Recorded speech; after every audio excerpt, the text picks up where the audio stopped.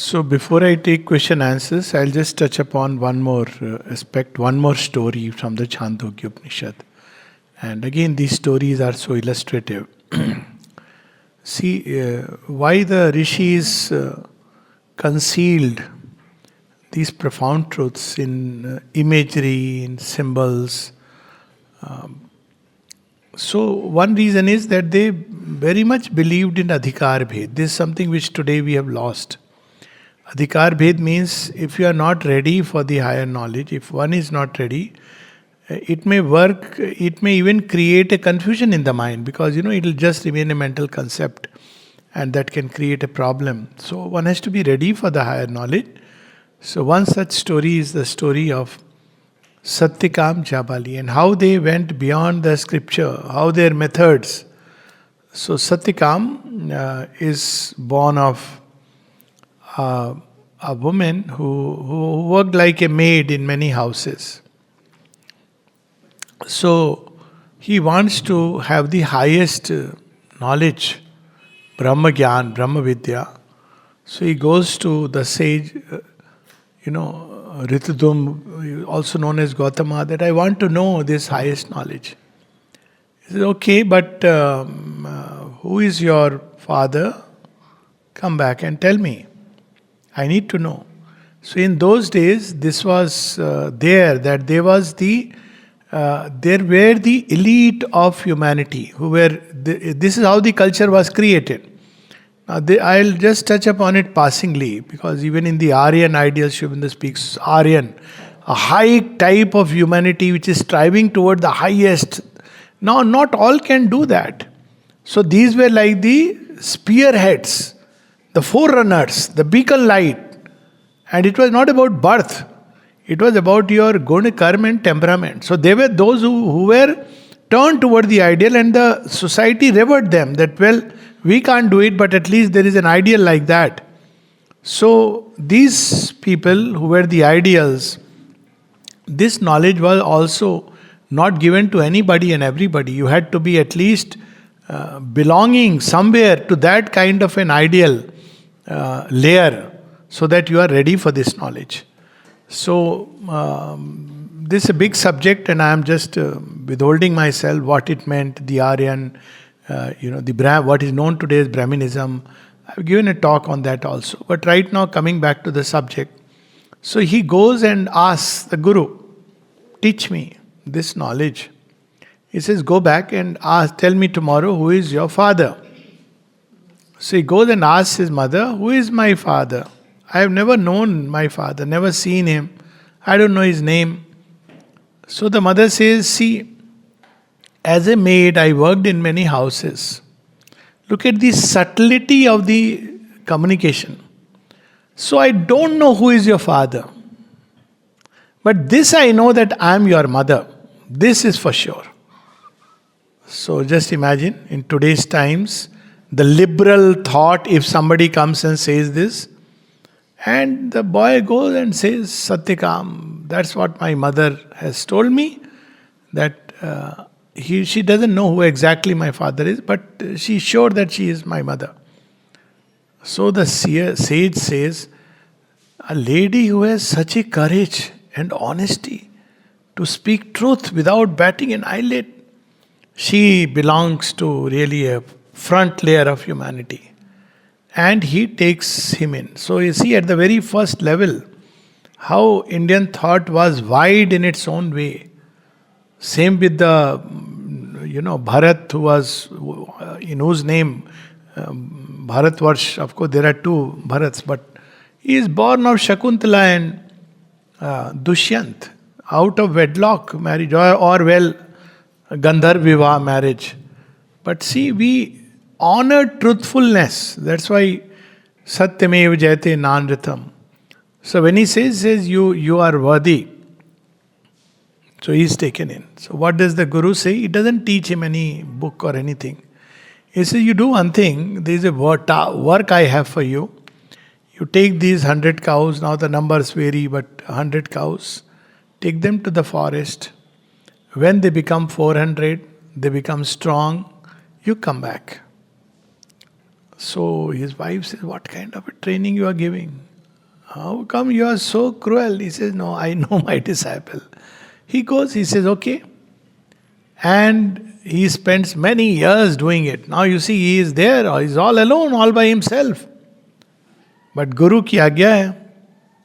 So he in the course, because he's a seeker. See, a seeker learns from everywhere and everything, because the Guru is everywhere and everything.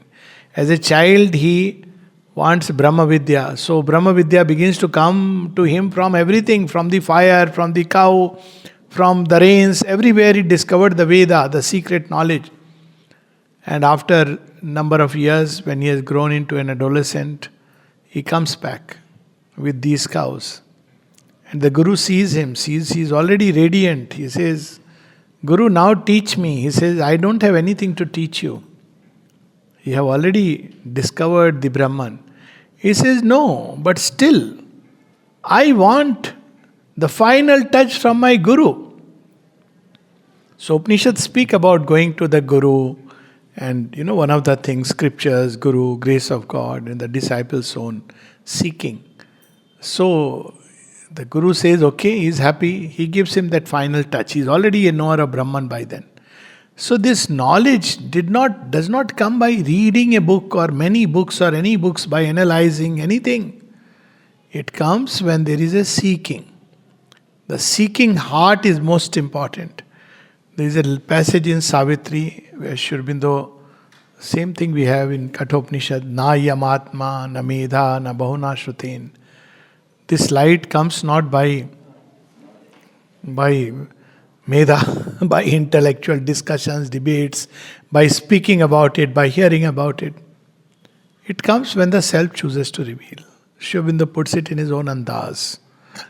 In Book 3, Canto 2, he says, this light comes not by struggle or by thought.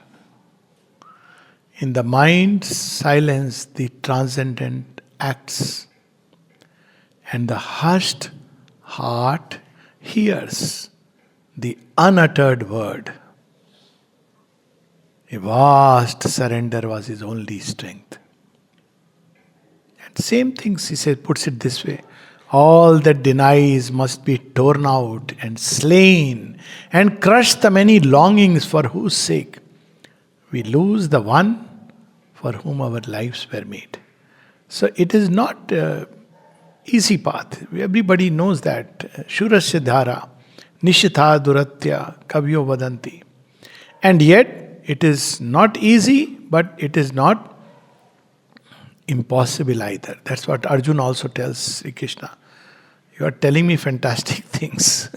Even the mind of sage can be carried away.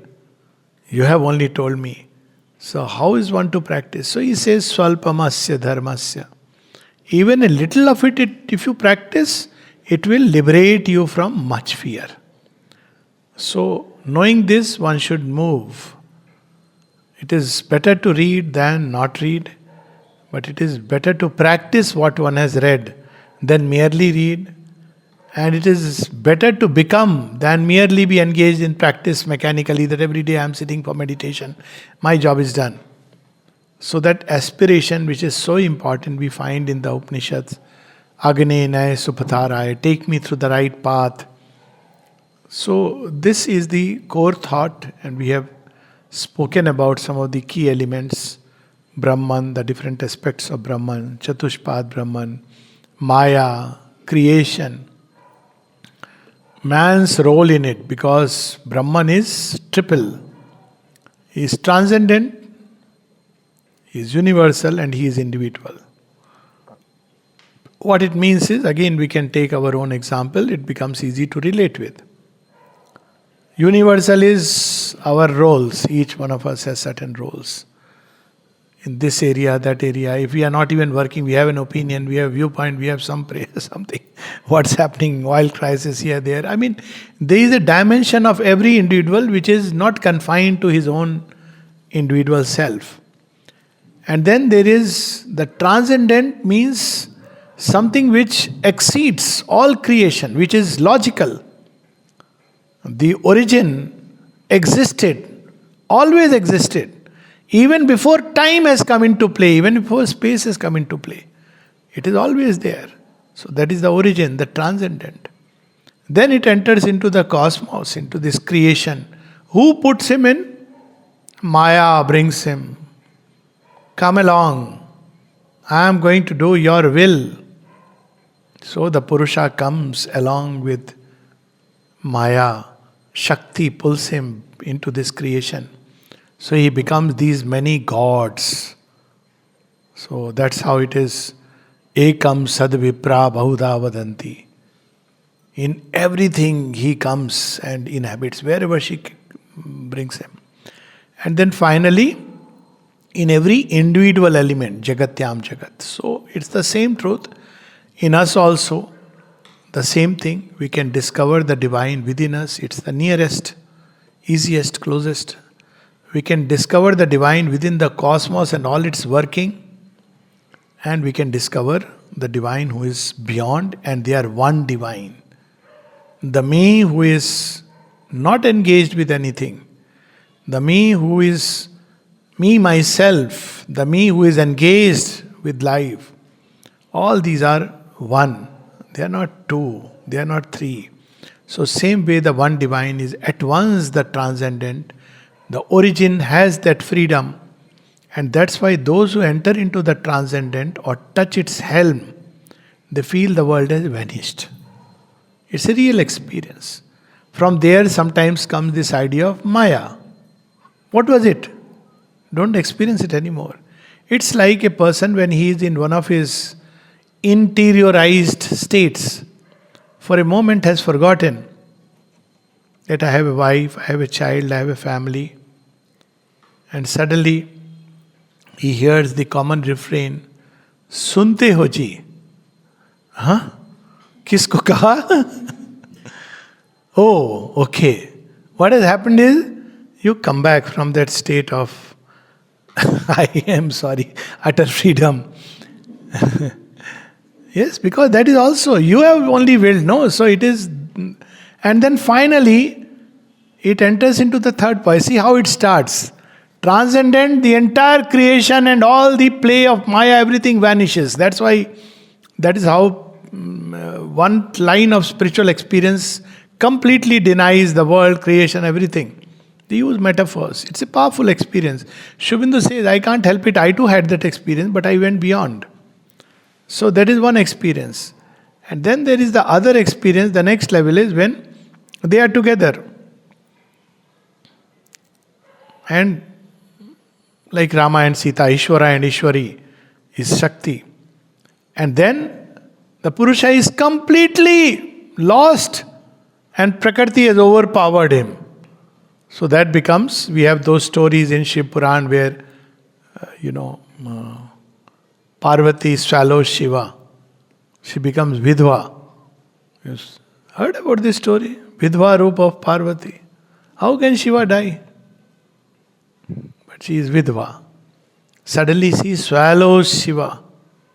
Of course, that's a whole story. I leave it to, Yeah. And where is Shiva? Shiva can never vanish. You cannot destroy. But it seems, why? Completely covered. So we live like those Vidvas who are always carrying our beloved inside, but we don't know. So we are seeking here, there, maybe there, maybe there, maybe there. But we are always carrying inside us.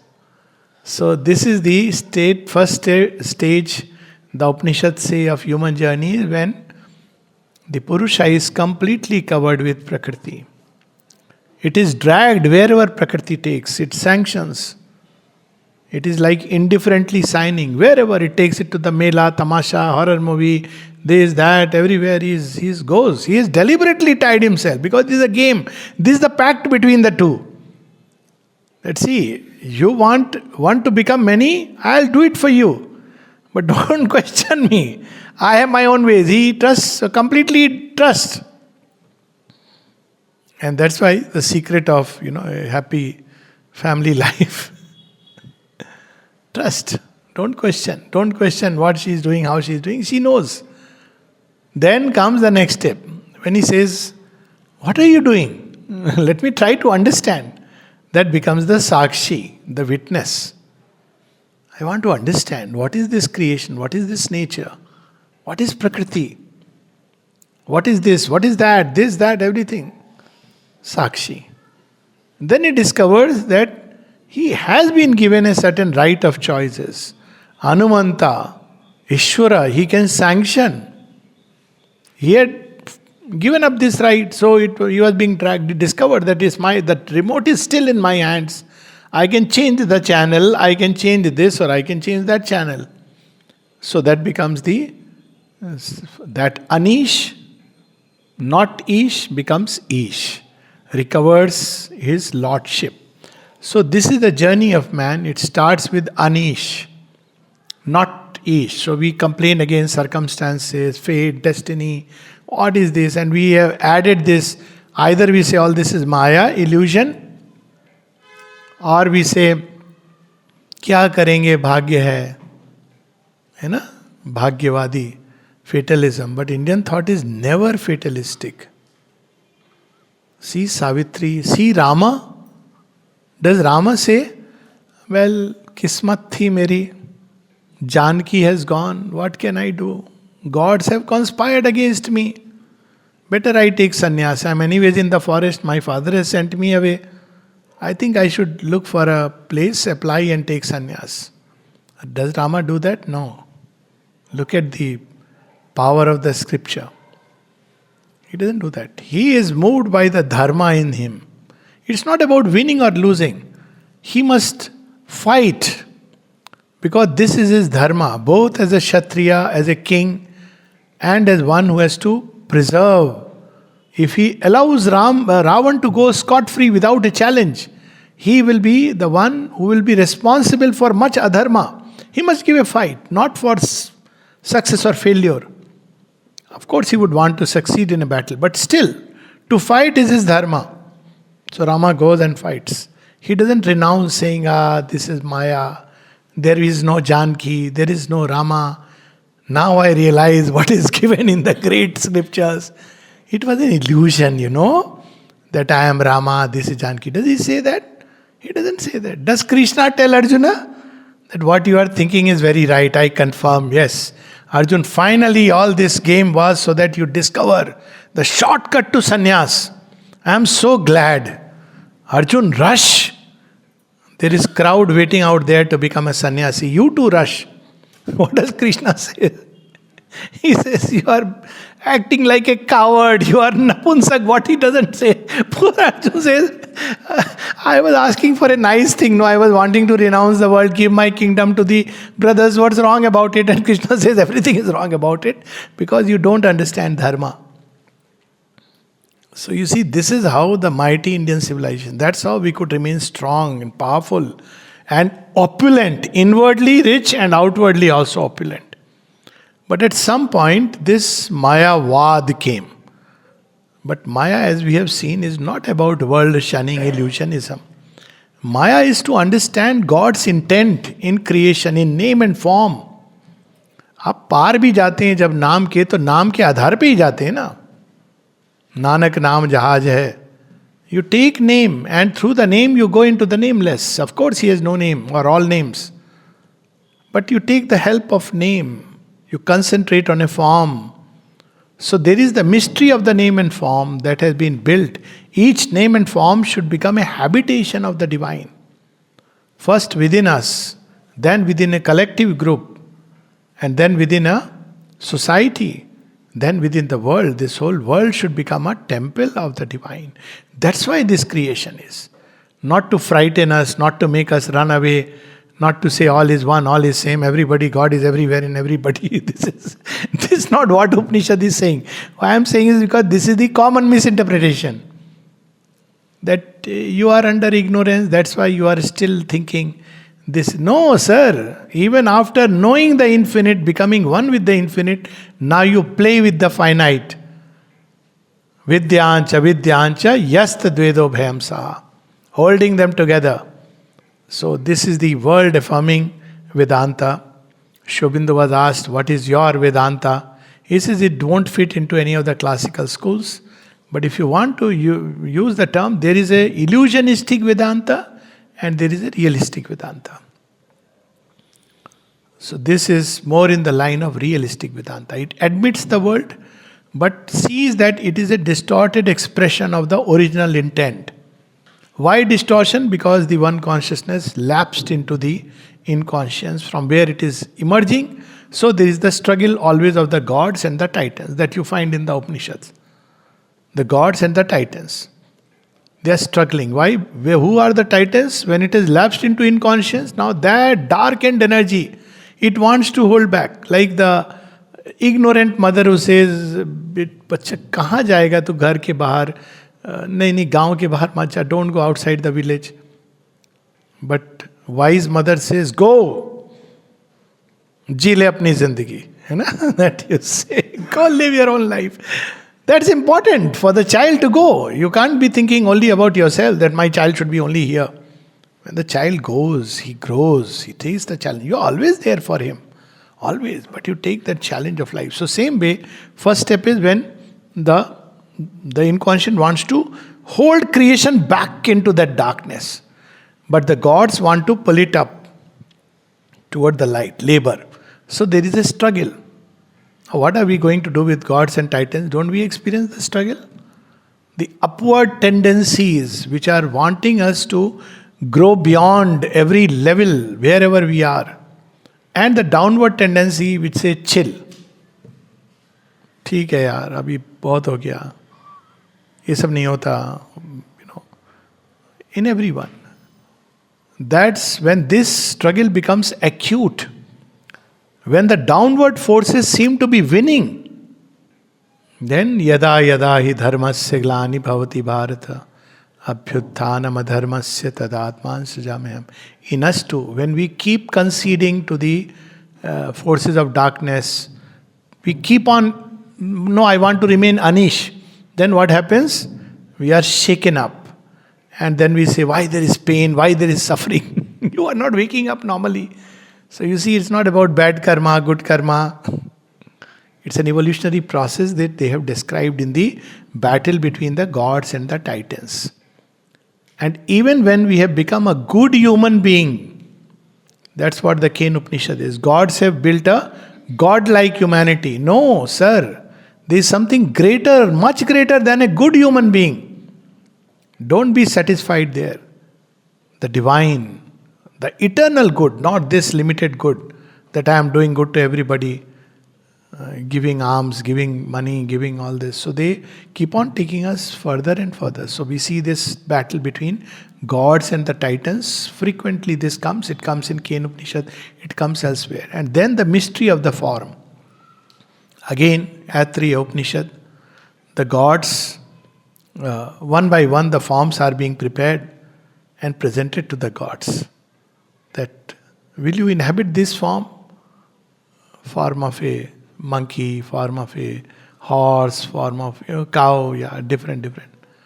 I said, no. Then the form of human form.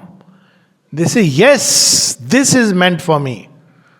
Now gods enter into the human form. Why? Because in human beings, for the first time, the transition can take place from Anish. Animals are asanna mrityu. They live in ignorance. They are given an instinctive knowledge because vidya is everywhere. So to each animal, that much vidya, correct knowledge comes, which they require. A snake knows how to strike and the rat knows how to escape. It is given what is needed for its karya sambhar. But human beings can go further. So gods start laboring within our depths. It's an entire Vedic knowledge which we have lost. What is the function of the gods? Gods are not meant to just give us outer things. They are meant to shape us as a smithy shapes the iron ore into a beautiful, weapon or a vessel. That's their job. So sometimes their labor is felt like hammers. See how Harishchandra is tested by the gods. How King Shivi is tested by the gods. To what extreme limits? तो सत्यवादी बनेगा. अच्छा, dream में दिया था. Yes, I know. I stand by my dream, my promise. And where do they take? Right to a point where he has to, for his own son's burial, He has to ask his wife that half piece of cloth which is on her.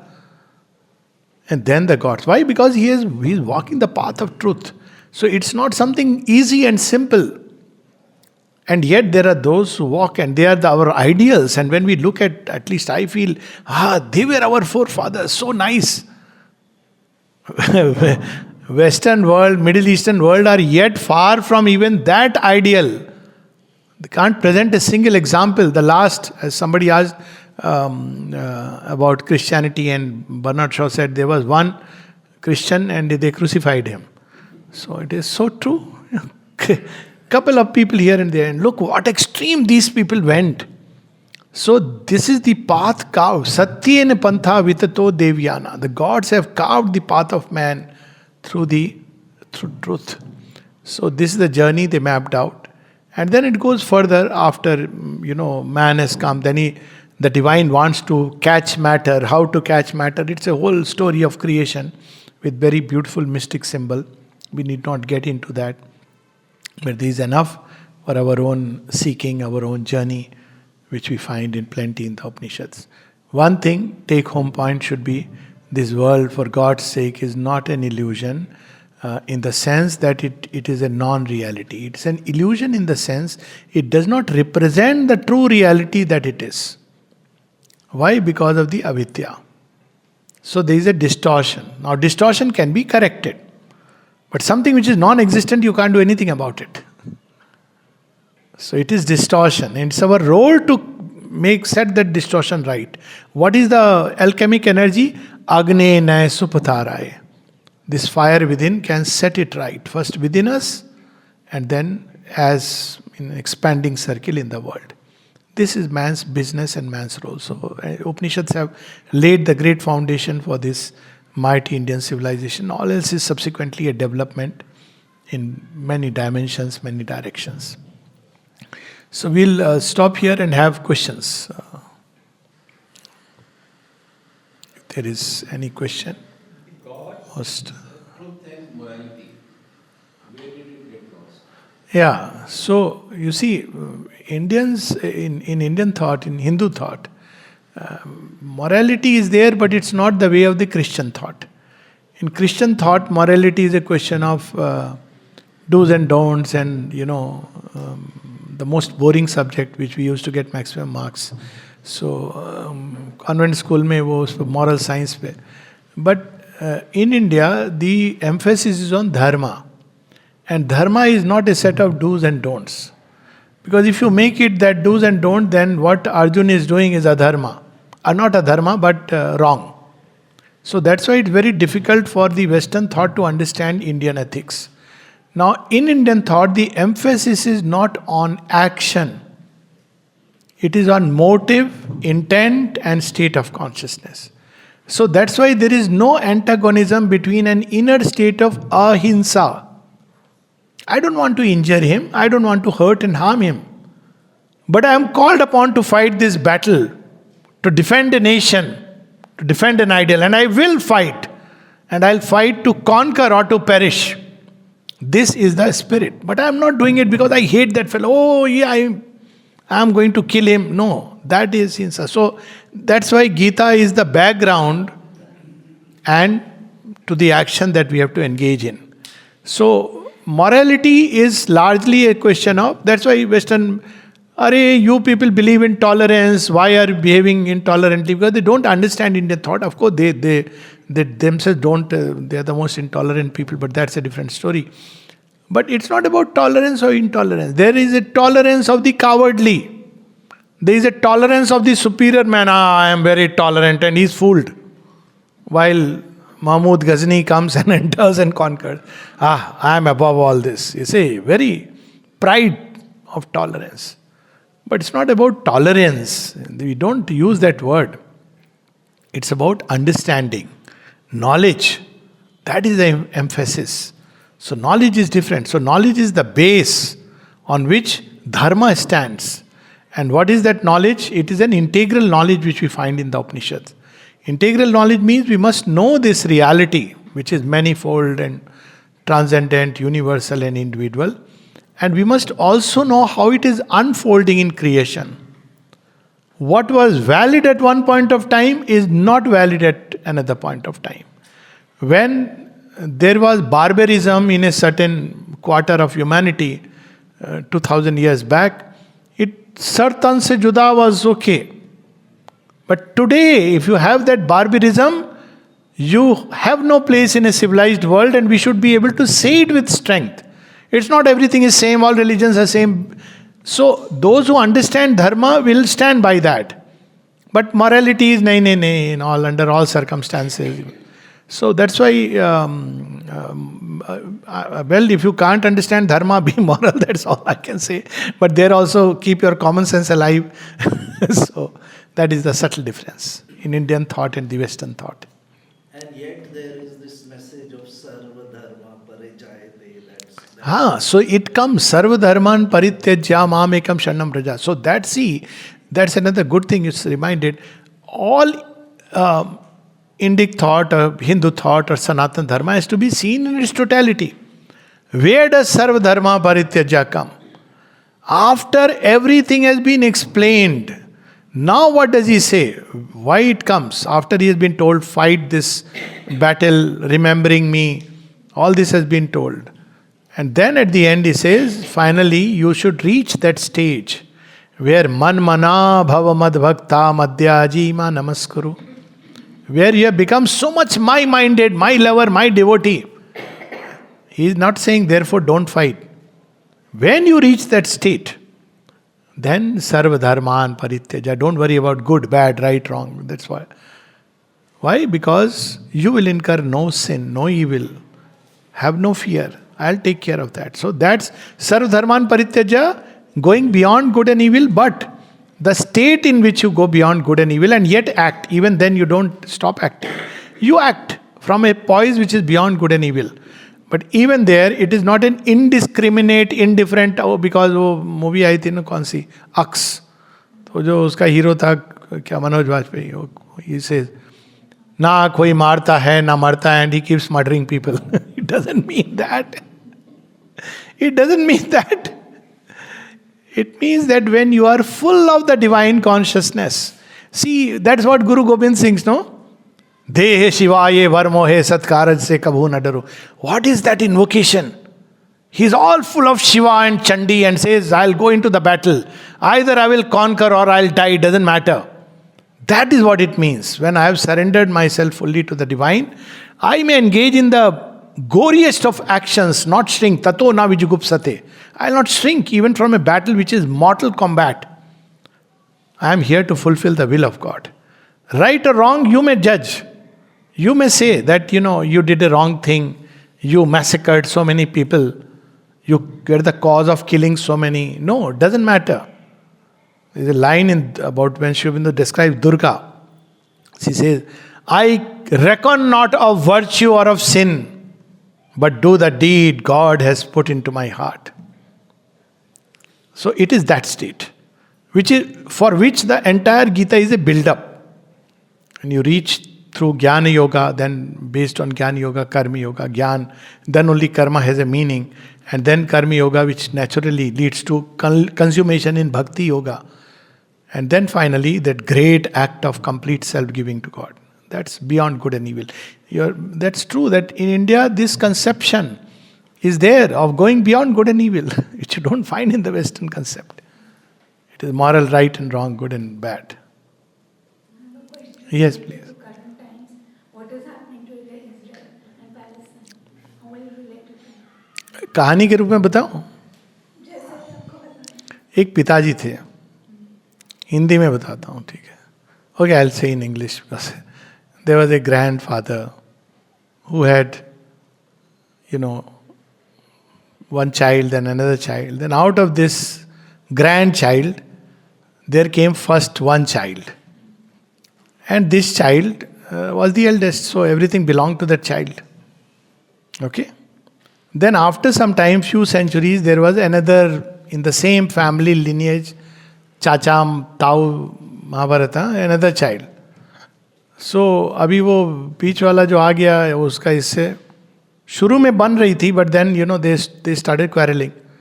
This is my house, that is your house. But still, because this second child remembered, the first Christians were Judaic Christianity. Christ was a Jew. He wanted to reform the Jews. There was no issue there. Then came a third child. That was a very virulent child. I am not saying, it is there in the book. Ismail बड़ा बदमाश जैसा था, उसको अब्राहिम ने कहा इसको भेज दो भाई, यहाँ पास में मत रखो. इब्राहिम की वाइफ ने फिर इब्राहिम को दे आ गई, नहीं रख लो इसको भी देखभाल. तो अब एक और आया, द यंगेस्ट. उसने कहा get lost, neither Elder nor younger, न बीच का, मैं करूँगा राज. तो what happened? The eldest he went away, wandered all over the world. The middle one, he fought. Sometimes he won, sometimes the younger one, sometimes he won. Finally, the youngest one, he is vigor, strong, force. He ultimately conquered. So they also went away. धर्म चक्र है ना, न्याय तो होता है ना, ये न्याय का युग है. It is the age of truth. So first there will be justice before you have truth. Now the eldest came back. Through which door? Through the middle one's door. First it happened that the younger was defeated by the middle. And then he gave it to the eldest. So eldest is Jews. Abraham se nikle, that's why they called Abraham. The middle is Christians. Later on we see that Christ came. And the youngest is Islam. Prophet Muhammad also came through the same lineage. So youngest fellow, I am not talking of these two prophets and their impersonal God. We can leave them aside to be at peace. But what came out of that? The family of the youngest said no. It drove away. So Christians and Muslims kept fighting several wars. You see, Babylonians, Romans, then another Turkish, then Ottoman Empire was the last one. Muslims, Caliphate. India में भी वो खलीफत के favour में थे हमारे परम पूजनीय Gandhi ji. Imagine क्या होने वाला था. खैर Kemal Ataturk was a nice guy, not so bad A guy. He wanted reforms like MBS in Islam, but that apart. So now ultimately, Jews went around. Bade bhai, bade bhaiya. But what happened is in the process, they grew and evolved by the challenge of life. Persecuted everywhere, they found ways and means to develop their intelligence. And the youngest one, क्या हुआ? Ottoman Empire को who defeated? Britishers, the Christians, the middle one. And he passed it ultimately to the Jews. See how the cycle turned. But the youngest kept playing victim card. अरे भैया मेरे से छीन लिया, ये कर दिया. What is the difference? Why? Because they stayed in the same house. Middle East, where they were born. All three religions were born in the Middle East. But the Christians and the Jews wandered. They became soberer, they became wider. They developed some humanness. These fellows stayed there. So they never evolved. They are still living in that times, medieval times. Like people who have the old house. अरे हमारा घर था, खंडहर हो गया है. बच्चे कह रहे रेनोवेट कर दो भाई. मम्मी इसके अंदर क्या क्या, नहीं हमारे पुरखों का घर था, हम इसमें कोई भी चीज नहीं बदलेंगे. तो वो मानसिकता आ गई वो मिडिल ईस्ट में. अब मैं तो कुछ नहीं कह रहा हूँ, ये कहानी अपने आप बता रही है. And this is what I am telling you is factual story. It is the age of justice. So Israel has come back. What should happen normally? Youngest brother, what should he say? I know, bhaiya, you wandered away. Come, take this part. We'll not trouble you. You stay in your own place. What is the big deal about it? नहीं. Why? Because एक और चीज आ गई. Youngest brother has developed this crazy idea, delusion, that whatever land once is mine will forever be mine. People don't know these things. That's why they don't understand the danger. What is the logic of Ghazba-e-Hind? Mughals ruled us once. Therefore, it has to be reclaimed. That's what Waqf land is about. That's what precisely is happening in Israel. Why? Because Ottoman Empire, that's why Palestinians never agreed for a two-state. Why they didn't agree? No. This land is Ottoman Empire. They are still living in that. We have to take fully. Obviously, Israelis never played a victim card. They became intelligent Jews. They earned money, wealth, rich people. And see God's ways. They are sitting in all this deep state now. Many of them are Jews. So this is God's plan. You enjoy that part, but I am not bringing deep state right now because it will be a totally different idea. But see, this is God's way of Sabai Nachavat Ram Gosai. But whatever is happening is quite right. Israel must win. Not only Hamas must end. This kind of ideology. I'm not talking about Muslims. I'm talking about this ideology. All who hold this ideology. That only one doctrine, which even communists hold it, must rule the whole world. This world is made, coming back to Upanishad, for unity in diversity. Eko ham bahushyam. So this diversity, any group which wants to destroy diversity, number A, Islam. Number A is communism actually. Second is Islam. They both make the earth flat, each in their own way. And of course there are other, abhi naya wo asura hai na, postmodernism, it will change. Usme ek hope hai. Abhi metamodernism has come. So they are wanting only one ideology to thrive. They use the word tolerant, liberal. But liberals are the most illiberal, intolerant people. They will attack you the moment you have a different viewpoint. They will call you names, superstition, this, that. See, Romila Thapar's history, when it has been challenged, she didn't reply at all. Aryan invasion, so I could go on and on and on. But the point is that this new world, there is no place, anybody, be it Hindu, Muslim, anybody, doesn't matter. When we want to make a world where only one type of group must live, then that group is best gone. To keep nourishing this group is adharma, because that group is dangerous to the collective life of mankind. So Israel is the beginning. Let me not say where the end will be.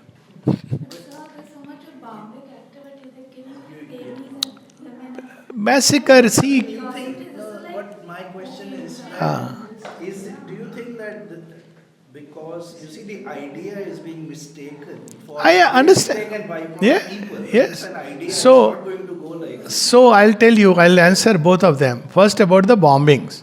See, this is again effect of a, I'm sorry to say, Christian thought, which sees the body as everything. We don't see like that. In the entire Mahabharata war, 18 Akshayani, everybody was killed except 18 people. That's why Gandhari gave a curse to Krishna. And Gandhari says that, she tells first Bhim, why did you kill all 100 of my children? Ek ko to chhod dena tha. You know what is Bhim's reply? This was the might of that civilization which knew that death is unreal. What does Bhim say? If there were 200, I would have killed all 200 of them. He is not apologetic. Krishna, he takes upon himself the curse. But what does Aurobindo write? Shri Krishna on the field of Kurukshetra through the Mahabharata saved India. Now coming to ideology distorted, I quite agree. There are beautiful things if you go to the core from this mind when you interpret Islam. Yes, I can see. Sufism was one of the ways to bring out the spiritual element of Islam. In Christianity, there was Gnostics. खुद ही मार डाले ना उन्होंने अपने अंदर. Where are the Sufis? Tell me. Only Sufi songs are there to be played as ghazals. So they killed, they destroyed their own possibility. What do you do with that? In India, this never, because हमारे foundations ही ऐसे हैं. But I agree, because in India it grew like that. Ekam sadvipra bahuta vadanti. So there was a mystic element in Islam, I don't deny it. Even in Christianity, what was known as Judeo-Christianity. Pure. But that is finished. So now when it is finished, it's like a dead shell. It's like Daksha Prajapati. You transplant a goat's head, ulta pulta. He look like making forward. So now, as of now, that I see Islam as it stands today, as only a shell, and that too, who is occupying that shell or that throne, blood-stained throne? It is the asura of falsehood. Therefore it must go. I don't deny that there is a good element. Let people bring out, let them fight, and who will bring the reform? They have to bring the reform. No, we stand for the spiritual Islam, and we will fight with the Sunnis and the Wahhabis. So that's why they have finished. Christianity, let people bring out. Of course, in Christianity, modification came, as I said, because they wandered away from their land. So they developed rational thought and they started modifying there. So they divided secular, religious, and secular because of this evolutionary change. In India, we didn't need to divide religious and secular because we took from the higher poise. Spiritual in science, spiritual in mathematics, spiritual in every field. So we didn't have this. Now, whether Islam will modify itself and evolve looks very unlikely to me. What is more likely is that they will leave Islam. Most of these well-meaning people are leaving Islam. You have this movement because they have... See, anybody, after all, there is a heart in everybody, no? There is a deeper soul. So it is seeing what nonsense is this going on. So they are leaving Islam. So there will be a phase of atheism all over the world. In Christianity, it has already come. Most of the churches in the West, in Europe, are empty. So much so that there was recently Durga Puja Pandal in one of the church. Another one, Shri Krishna Garbaras. They want to have money, so they loan it, and Indians fortunately have done well. So they why? Because nobody comes there. It has become defunct. So similar things. So many of the Western world people have become atheistic. That's how modernism, postmodern thought has come. And but because in Christianity there is a saving grace still, I would say. There is a possibility for them to discover some mystic elements. But in Islam, people are just leaving. So you will see by 2030 that much of the world will turn atheistic. Even within India, the Hindus. Why? Because we have also not put it across in the true way. We have also lost it in Riti Rivaj, Bar, Karwa Chauth, just over all this, we have forgotten. So we have also turned it into a very outer ritualistic. So many people are losing. But because in India, Indian thought, Upanishads, Gita are continuing to exist, their true meaning is constantly being revealed because it allows for fresh revelation. Therefore, ultimately when the Hindus become atheistic, they will end up discovering their own spiritual background. That is how Sanatana Dharma will come in the world. It is the hope of mankind. Aurobindo speaks about it. And when Sanatana Dharma comes out, maybe by 2030, 2040 we will see that, and maybe by 2047 we will see this Sanatana Dharma spread over the world. Already many people in the West have beliefs similar to Sanatana Dharma. They don't use the word. There was an article in USA some time back, are we all turning Hindus? They believe in rebirth. They believe in past life. They use past life regression therapy. They say, no, you can't say only one God. So this is how it will happen. It won't happen to go back to Christian and mystic Christian. Very unlikely, because they lost that buzz. And Islam, most unlikely that Sufism will revive again, and they are scared. I can't blame them. So that's how it is as it stands today. Mother also said that the Age of religion religions today and time for religion is over. So it is religion in this sense only. The mystic element, the spiritual element will never die. It will take new form. In Islam, it's unlikely to take that form. It's the rituals which will be. And they have also, see, if you look at the prediction, what is the prediction in Islam? According to them, I don't know. I mean, whatever Quran I read, at one point I was studying different religions, I found it, ye kya hai is, I didn't like it at all. But that apart, the thing is कि what is predicted there? कि क़यामत का दिन आने वाला है, अभी आने वाला है. कब आएगा जब सब मर जाएंगे? So they want to blow up the world. What do you do? No, I am telling you, this is how the logic works. That when everybody dies, then only there will be judgment. You can't have half. So even they want to die themselves. See, that's why they blow up. They want to die because when everybody dies, then there will be the baseline. Okay, now let's do the judgment. So they want to blow the world and die. What do you do with such a doctrine? It is so silly, so absurd. So they have themselves predicted around this time, they are expecting Qiyamat ka din. For them, yes. But doesn't mean for creation. Bible में भी है. Bible में second coming की बात है. Yes, you are right. उसमें भी यही टाइम फ्रेम है. Mother has written in a chapter So that's how we have to look at it. जो हो रहा है अब, see death, bomb, ये सब ब्रह्मास्त्र उसके सामने ये कुछ नहीं है. And that's part of the play. Old, when it has to be destroyed, when you read Shiv Puran and Sati plunges her own body, it is the old creation which she has destroyed. And if you read Veerbhadra, must have read, no? What does Veerbhadra do? He finishes the entire Daksh army so much so that he ultimately calls his Aradhya Vishnu. He says, don't drag me into this fight. Kali destroys. So we may not like it, but what has to pass away will pass away. ये pollution से adaptation हो रही है हमारी. Absolutely. The coming radio. Ozone layer, this layer, that layer. Okay, so we'll stop here today.